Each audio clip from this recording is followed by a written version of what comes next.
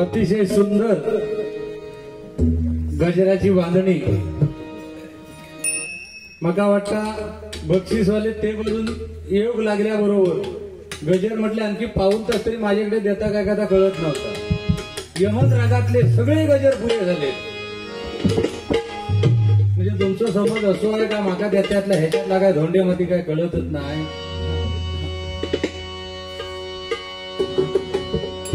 सुरुवात काय झाली बुवांची की हल्ली बायका नवऱ्या घरे तुरे म्हणतो नवरत्य पद्धतीचं असलं तर त्यांचं नाही राजा शेवटी त्याचं तंगडच जागे हाणासा तर ती अरे तुरे म्हणणार नाही ते काय। आपली संस्कृती जर चांगली असेल तर आपली मुलं बाळ आपलं त्याचं 100% पालन करतात बुवा।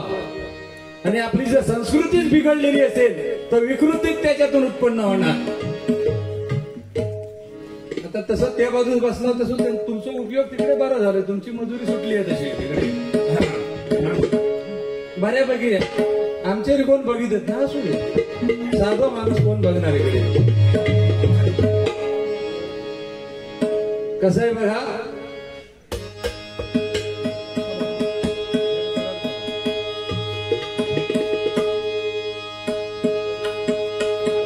हसण्यानं माणसाचं आयुष्य वाढतं। प्रत्येकाने हसायला शिकायला पाहिजे। हसण्याने रोगराई पळते। टाळी वाजवल्याने रक्ताचं चलन होते आणि ती जर पंढरीच्या पांडुरंगाची टाळी आपण नागब्रह्माची टाळी जर दिवसातून 3 ते 4-5 वेळा वाजवली तर आपल्याला रक्तदोष कुठलाही होत नाही। आपल्या रक्ताच्या रक्तवाहिन्या सुरळीत चालतात आणि अटॅक बिटॅकचा धोका टळतो। एवढी द्या शेगावच्या गजानन महाराजांच्या टाळीमध्ये नावाच्या टाळीमध्ये आणि पांडुरंगाच्या नावाच्या टाळीमध्ये ताकद आहे आणि ती टाळी ब्रह्मानंद टाळी ही भजनामध्ये वाजायलाच पाहिजे। कसो बुवांची कशी सफेद 2ची पेटी आहे आणि त्यांची सवय कशी आहे जीवास सांभाळून ओरडायचा। आमचा तसा नाही। काळी 2 स्टँडर्डची पेटी बुवानी ही वापरायची मी ती वापरायची। बघूया कसा होता होणार खालीवर 100%।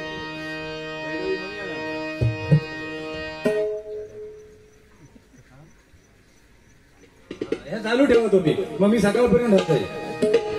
बाळूशेठ बेंडकळे यांच्याकडून 200 रुपयाचं बक्षीस आलाय। जोरदार टाळ्या वाजवा त्यांच्यासाठी। आता गजराकडेच बुवा ओळख्या वाचले भरपूर नाही का। बुवाने सुद्धा चांगली चाल म्हटली। ऍक्च्युअली तीच चाल मी म्हणणार होतो पण मुळावरच ओढवला होतो मी आपली दुसरी म्हणतो प्रॅक्टिस केलेली नाही सांभाळून घ्या। कारण या भगवंताच्या नामस्मरणासाठी शेगावच्या गजानन महाराजांच्या प्रकट दिनानिमित्त आम्हा 2 बुवांना इथं बोलावलं तुम्ही। बुवानी गजर छान म्हटला पण गजानन महाराजांची प्रचिती काय ते शेगावलाच का गेले इतर गावामध्ये का नाही गेले हे सुद्धा सांगणं कुठेतरी आम्हा बुवा लोकांना क्रमप्राप्त आहे। आता त्यांनीच जर पहिली सुरुवात केली नाही तर मी तर पुढे सांगून त्यांना जाणू कशा करू बरोबर ना। एक नवीनच चाल आली बुवानी चाल नवीन म्हटली। बुवा शहरामध्ये राहणारे आहेत माझ्या बैला बिलांचा काढले रडूच येतात। आता काय सांगू रुमाल आणले म्हणून बैला बिलांचा काढले। माझं जर खरं भावावर प्रेम असेल ना तर 8 दिवस माझे बैल राखू यायचा घराची तरच मी भाऊ म्हणेन। बरोबर होत आहे ना।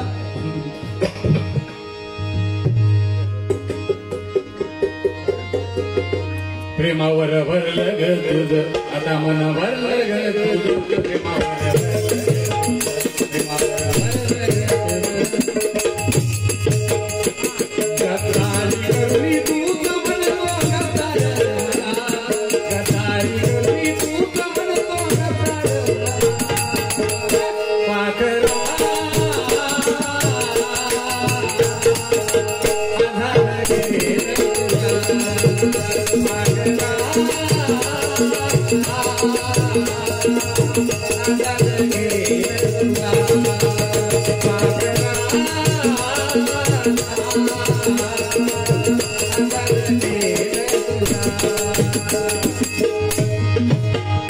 ह्या चालीचा आधार धरलाय वेडावाकडा गजर तुमच्या समोर सादर करतोय। सोपडी बिपडी काय नाही, ही आपली खोपडी परमेश्वराने चांगली ठेवलेली आहे.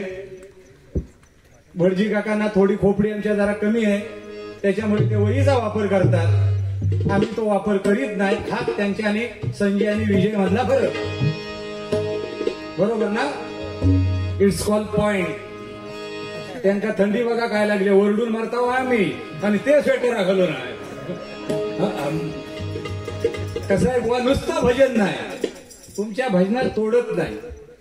मी अगदी पुन्हा पुन्हा अभिमानात सांगतो, आपल्या रत्नागिरी जिल्ह्यात एक नंबरला तुम्ही आहे. माझा नंबर खैल लावायचा होतो, तुम्ही ठरवा फक्त. पण जे आहे ते आहे. थोडस लोकांचं मनोरंजन पण झालं पाहिजे, थोडी चेहऱ्यावरती कुठेतरी हास्याच्या फवाऱ्या दिसल्या पाहिजे. काय समजली? बरोबर ना? बघा, चुकला तर टिकन करून ठेवा आणि मला सांगा, ते मी सुधरील. नाही ना, भलकच नाही सांगितलंय, मी प्रॅक्टिस नाही केलेली आहे. शेगावी गजानन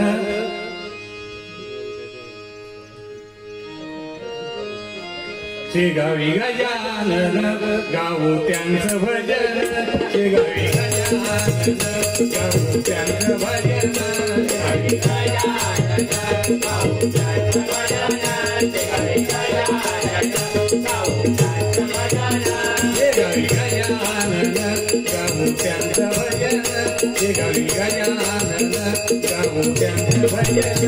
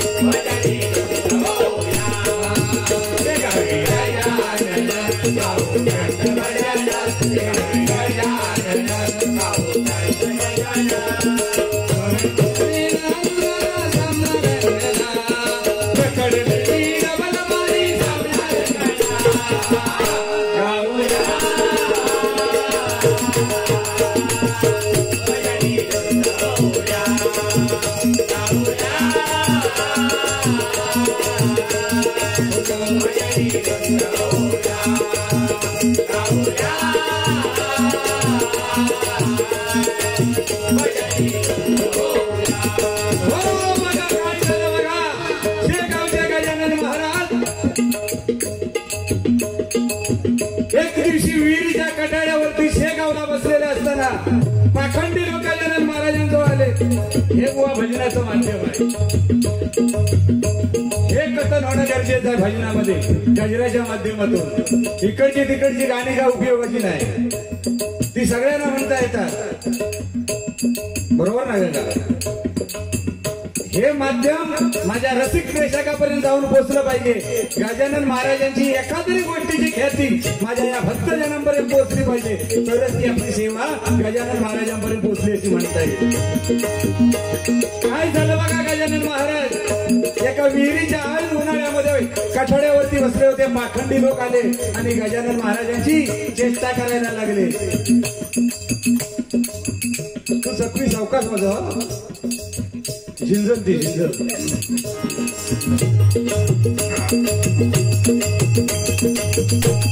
तर पाखंडी लोक आल्याने गजानन महाराजांना वाटलं, रे कसला हा साधू, काय ह्याच्या अंगामध्ये ताकद आहे.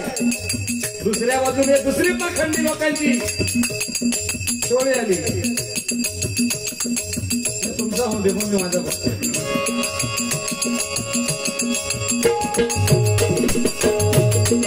काय झालं बघा, दुसरी पाखंडी लोकांची टोळी गजानन महाराजांच्या समोर आली आणि हे खोतांड नव्हे, गजानन महाराज कथासार जे वाचत असतील त्या कथासारामध्ये ही गोष्ट तुम्हाला 100% मिळणार.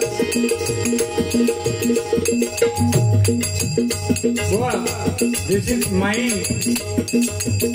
भल्या भल्यांचा इंग्रजी व्हिडिओ होतोय मी, कारण ते मकाच समजत नाही इंग्रजी गायचा.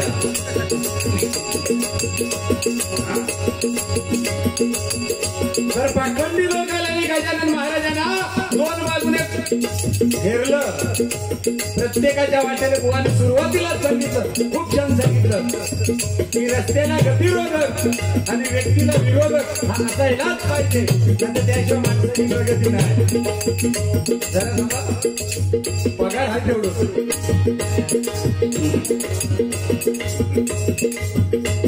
काय बघा,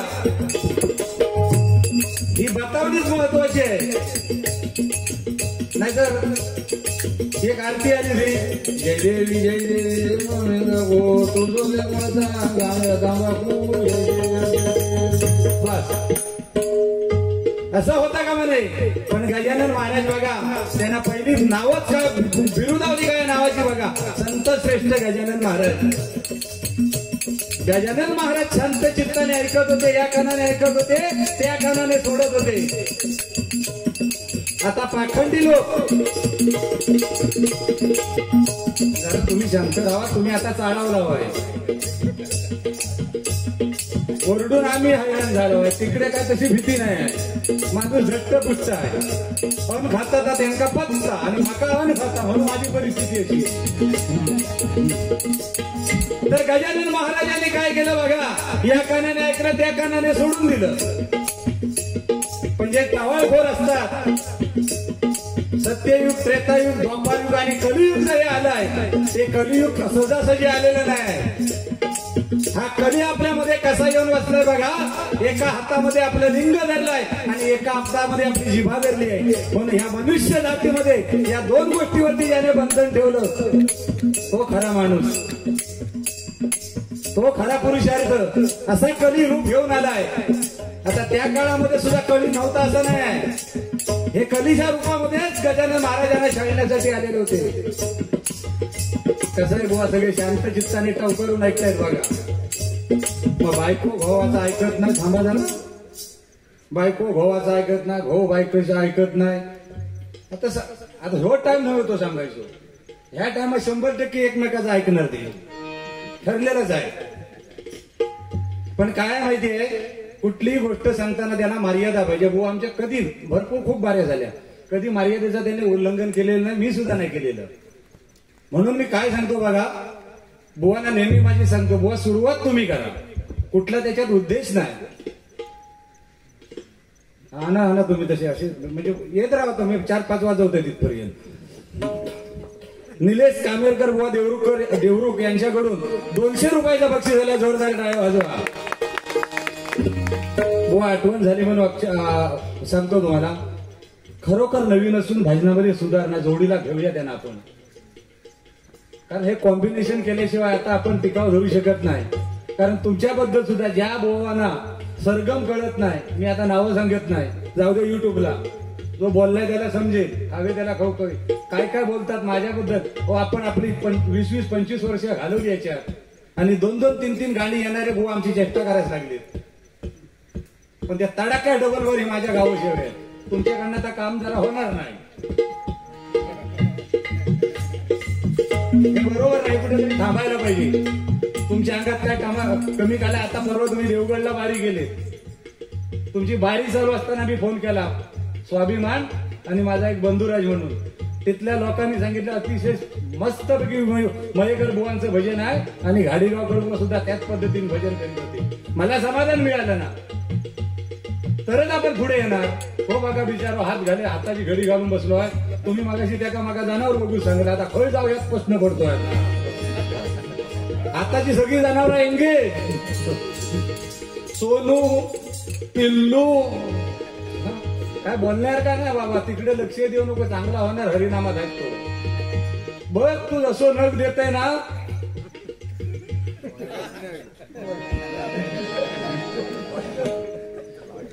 तू धीर सोडू नको, पण हा धीर सोडू नको. मी जबाबदारी तुझी घेतली ना, यजमानपद कन्यादान पण मीच करणार. काय बघा, अभिमान वाटतो असल्या सगळ्या कलाकारांचा. मी कलाकाराची जाण ठेवणारा बुवा आहे, की तुमच्यासारखी ही मुलं व्यासपीठावरती येऊन तुम्हाला चांगली चांगली व्यासपीठ मिळून तुमचं नाव लौकिक व्हायला पाहिजे. आम्ही जसे काय मर्यादेपुरत्या तरी नक्की 100% वरती आलोय, तसे तुम्ही यायला पाहिजे. या कलाकारासाठी सगळ्यांनी एकदा जोरदार टाळ्या वाजवा. पण या टाळ्या वाजव सांगितले आहे, लक्षात ठेव. मिस कॉल कोण देत नाही नाही तर मी पुढारी होईल, मी मोर्चा मध्ये मरल. पण तू तसं नाही, सद्गुरूंचा शाबास. तुम्ही चालू ठेवा. स्वरा केदार लिंगे यांच्याकडून 205 रुपयाचं बक्षीस आलंय. जोरदार टाळ्या वाजून स्वागत करा. काय आहे बघा, प्रत्येक माणसाला कळायला पाहिजे. आम्हा बुवा लोकांना तर 100% कळलेलं आहे. बुवांच्या आणि माझ्या वयामध्ये तसा फारसा फरक नाही आहे. मी बुवांना एक मगाशी विनोद म्हणून फक्त 65 वर्ष वय माझं सांगितलं. माझं वय किती आहे बुवा, तुमचं किती आता? 51. मग मी लहानच आहे तुमच्यापेक्षा ना. बघा 49. पण हे फोटो बघून बघा हो, याच्यात तरतरीत खर्च दिसता. बघा यांका थंडीत लागतं काय छाल हो माणूस बघा ना, सदा उन्हा कायम जोमा साड्यावर, कधी पण या तुम्हा फुल रेन, टेन्शन ना, कधी पण फोन करा, बंद मिळणारच ना फोन. तर काय बघा, गजानन महाराजांना त्या पाखंडी लोकांनी सतावलं आणि काय सांगितलं, तू जर खरा युगपुरुष साधू पुरुष असशील तर एका गटाने काय सांगितलं बघा, हे ऐन उन्हाळ्यामध्ये जे खडखडीत विहीर झाली आहे, त्या विहिरीला जर सकाळी काठापर्यंत पाणी आलं तर आम्ही समजू की तुझ्या अंगामध्ये काहीतरी देवाचे गुण आहेत.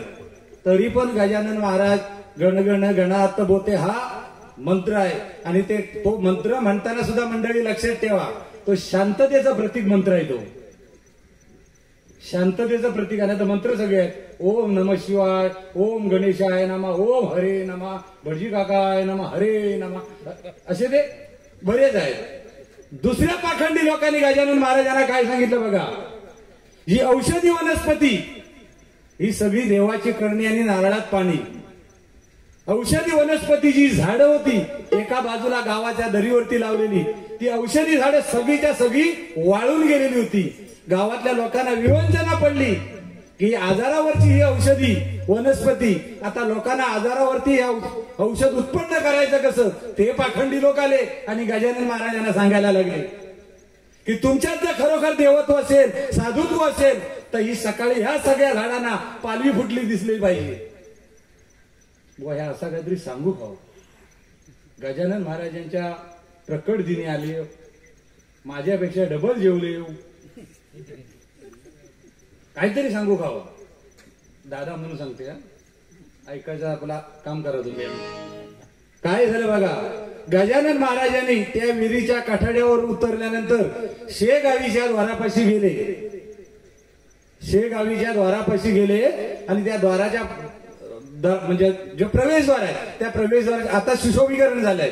त्या प्रवेशद्वाराच्या आतमध्ये गेल्यानंतर एक जुनाट वृक्ष आहे, त्या वृक्षाखाली ती आपली जी चिलीम होती ती पेटवली. एक पाय असा आडवा करून एक पाय उभा करून गण गण गणात बोते 1,01,111 वेळा मंत्राचा जप केला. परमेश्वराने दर्शन दिलं.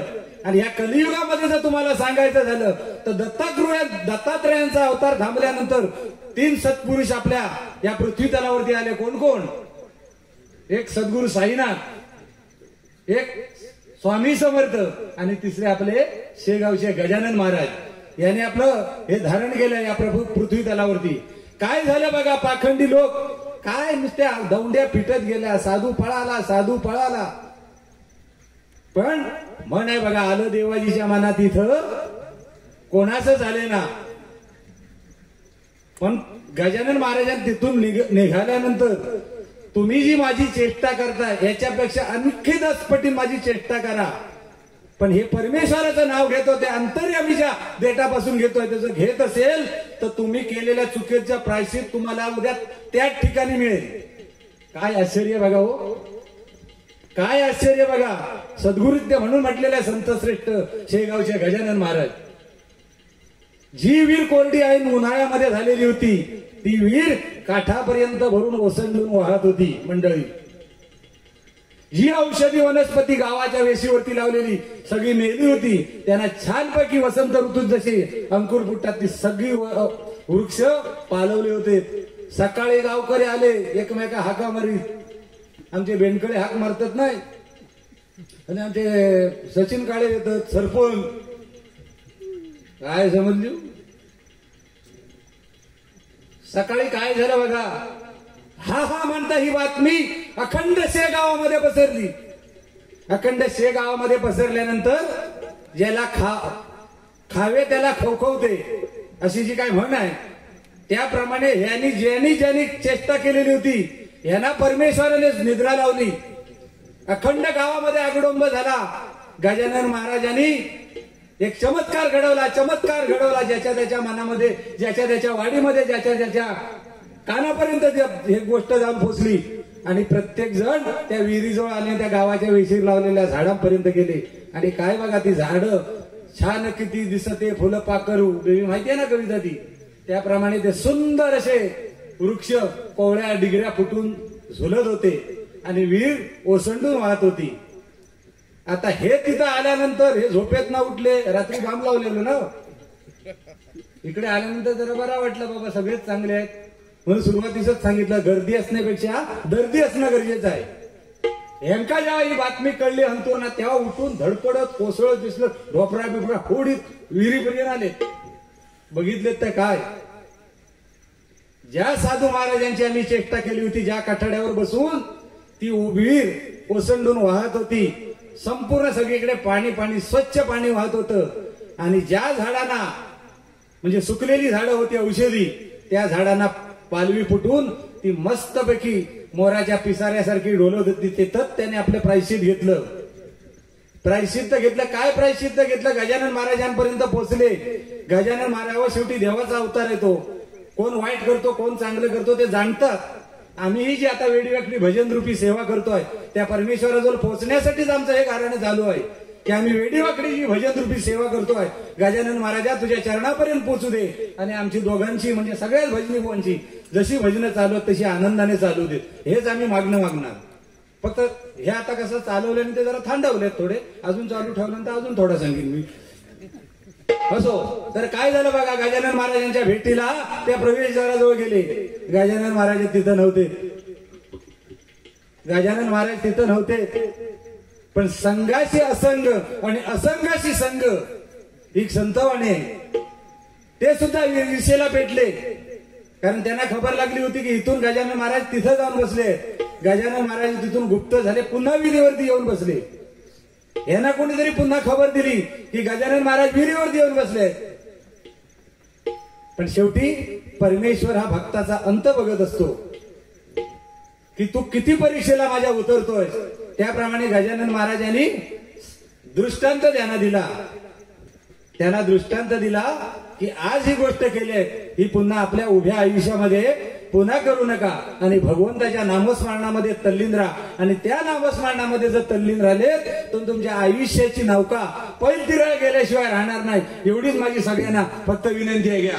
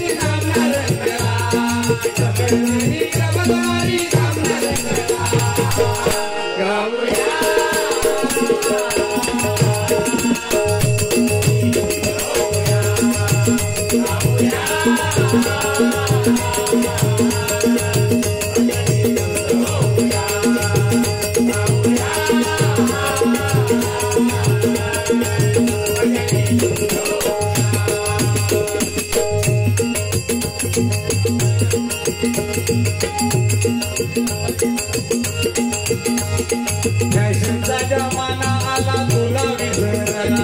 फॅशनचा जमाना आला तुला विसरला. फॅशनचा जमाना आला तुला विसरला. फॅशनचा जमाना आला तुला विसरला. मोबाईलच्या आहारी गेला. मोबाईलच्या आहारी गेला. मोबाईलच्या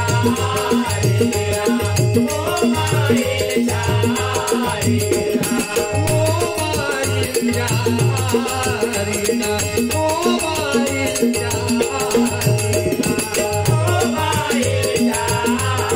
गेला. मोबाईलच्या तरुण पिढीची आता तिच्याकडे नामस्मरणाचा ओघ कमी आहे. प्रत्येक आई वडील आपण काबड कष्ट करतात, आपल्याला 1000-1200 रुपयाचा मोबाईल देतात. म्हणजे 7 दाबलो की 8 आकडो बाहेर येतात. पण आपल्या मुलांना 15-15, 20-20, 30-30 हजारचे मोबाईल घेऊन देतात का? की समाजामध्ये आपली मुलं ही उठून दिसायला पाहिजे. बघा आमचे बेंडकडे साहेब पण आता मोबाईलवर खेळतात. बघा हो टाइम काय मोबाईलवर खेळायचो तुमचा चालू आहे का दोघं? असं तर मोबाईलच्या आरी गेली आताची पिढी. मुली, तू केदारची मुली नव्हे, माझी मुली आहेस. मला मुली नाही. तुला माझी एक कळकळीची विनंती आहे. वडिलांनी छोटा वृक्ष होता आजोबांनी लावलेलं. काय सांगतोय लक्षात ठेव. एक छोटा वृक्ष होता आजोबांनी लावलेला. त्याचा वटवृक्ष पप्पानी गेलेले आहे. आणि त्याच्यापेक्षा महावृक्ष करायची जबाबदारी तुझ्यावर आहे. जिथं असशील तिथं येऊन तुझा जाहीरपणे सत्कार करील. माझी मुली म्हणून तुला फक्त विनंती करतो.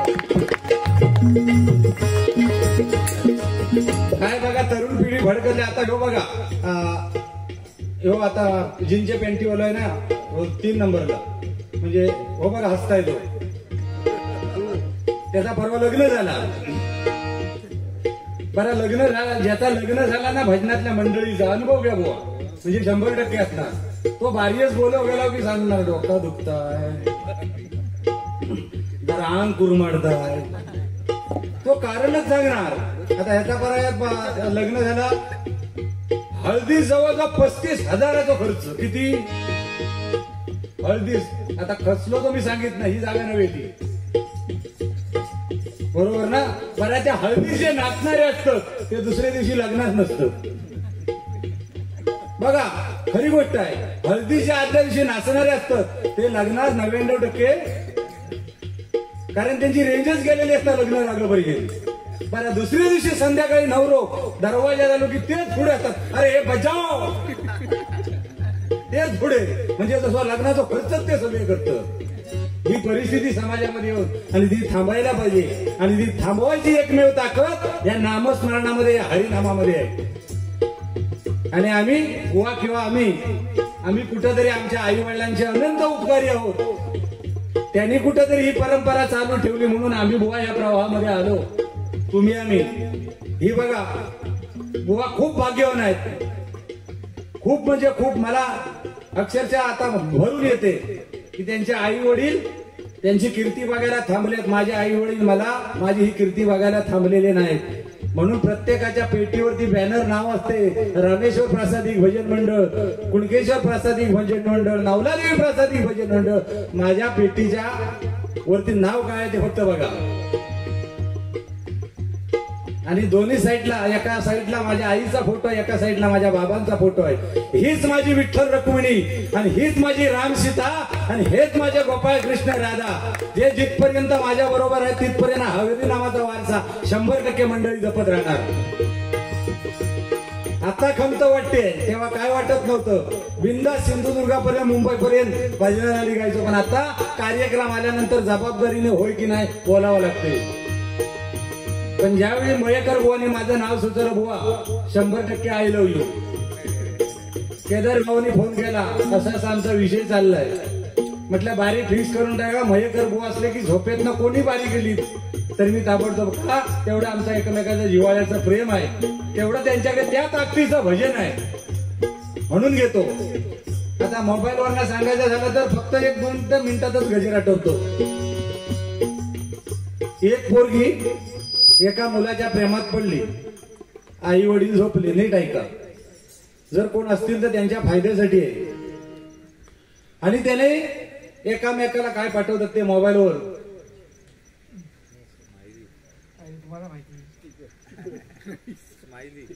नको माणूस मुरलेलो आहे. मेसेज मेसेज मेसेज मेसेज पाठवलेले. काय तिने मेसेज पाठवला मुलाला बघा. मुलाला काही देणं घेणं नव्हतं, मुलाला काही देणं घेणं नव्हतं, आई वडिलांच्या आज्ञेमध्ये होता.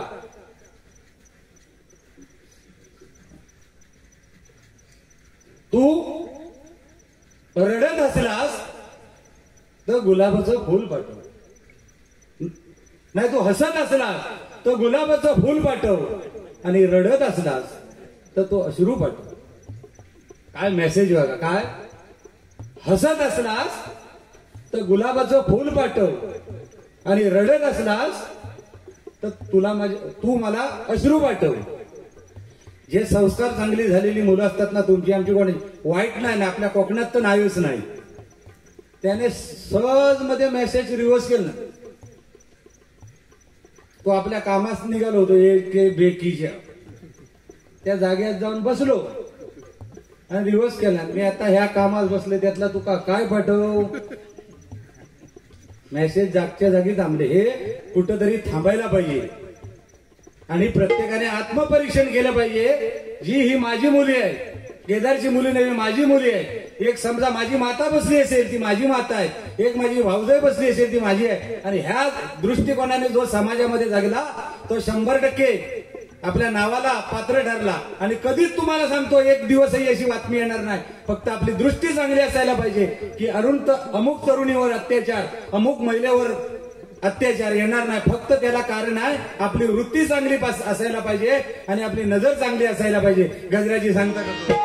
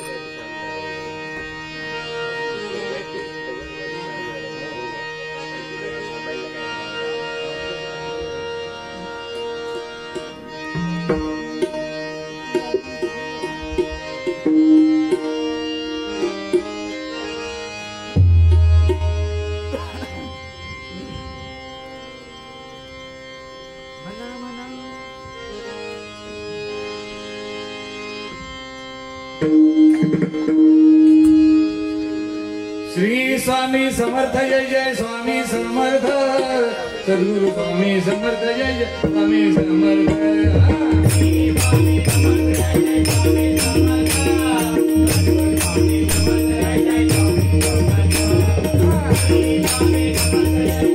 स्वामी समर्थ स्वामी समर्थ जय जय स्वामी समर्थ सद्गुरु स्वामी समर्थ जय जय स्वामी समर्थ स्वामी समर्थ जय जय स्वामी समर्थ सद्गुरु स्वामी समर्थ जय जय स्वामी समर्थ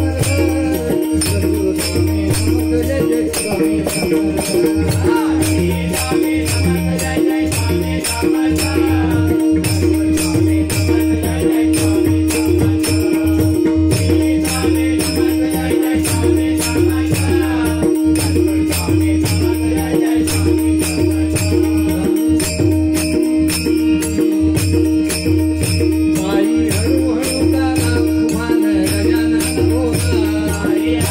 Thank